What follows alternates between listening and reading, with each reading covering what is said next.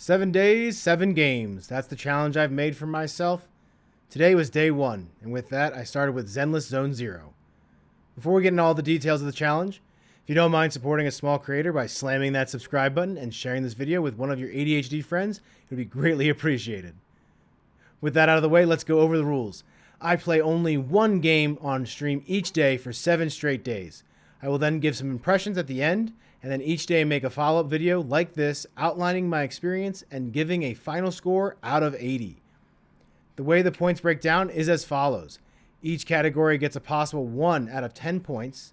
The only exception is the joy score, which has a 2x multiplier. So, first is progression score. This embodies how the game feels to progress through, and if it vibes with what I'm looking for like visual progression, or is it just background numbers making me do more bang damage, you know? Second is exploration score. This category is all about the game rewarding me for being as curious as possible, as well as things like actual ability to explore past a few hundred feet. Third is going to be content potential score. This category is pretty self-explanatory, but harder to define if that makes sense. But in essence, it's how possible it is for me to make long-term content out of it from any angle possible. Fourth is going to be visual score. How pretty is the game, and is the art style a match for the game and me? Also, I will be keeping in mind things like the game's original launch date and the scope of that game. Because legit, there's a lot of games with cheese graphics. Megabot. Fifth is the replayability score. This is a simple one that just covers how I'll be playing the intended gameplay loop that the developer has made for me. If the grind is ass, then the game is grass.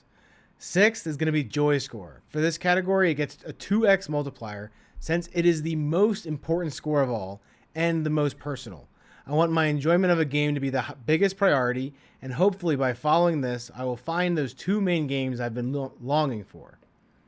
Seventh is a score for those last possible 10 points. This will be given out on the last day of the experiment, which is going to be December 13th, 2025, live on stream. This last category represents that feeling you get. You know, when you wish you could play that game you tried a day or two ago but can't get back to because of other responsibilities? Yeah, that's what I want to quantify, that feeling in a 10-point score. So, with that, you know my rules, you know my scoring method, and with all that said, how did Zenless Zero hold up? Or Zenless Zone Zero hold up, I should say. For progression, to give it a start, I'm going to be giving it a 7.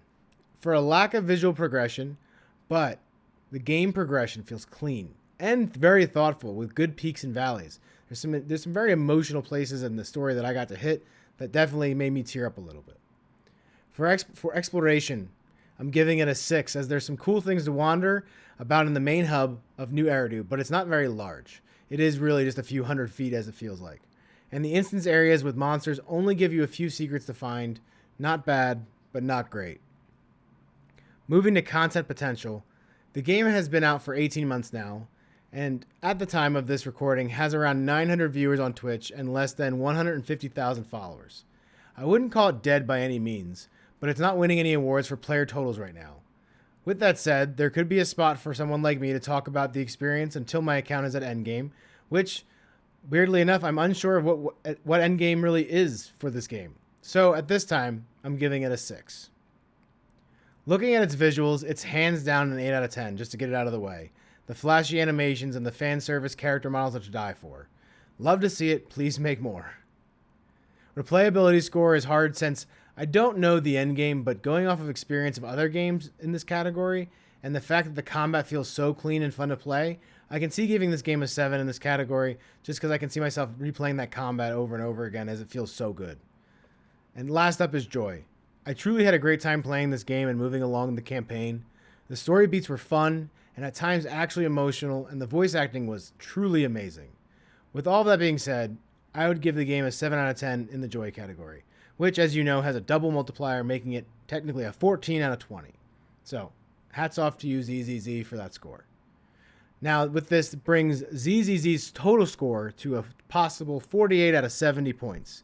Now, I know I told you that there's 80 total points, but remember, those potential 10 more points can be awarded only on the last day of this experiment. I'm not going to be giving them out until that day. You know, that's kind of just how I want to be able to quantify that area of that question, right? Did I think about the game a few days after? Did I want to play it, but I couldn't? With that being said, what do you think? Was I off base? Do you agree or disagree with my comments? Let me know in the comments down below. And don't forget to subscribe and hit that bell so you don't miss the other parts of the series releasing over the next 7 days. Until next time, y'all, peace.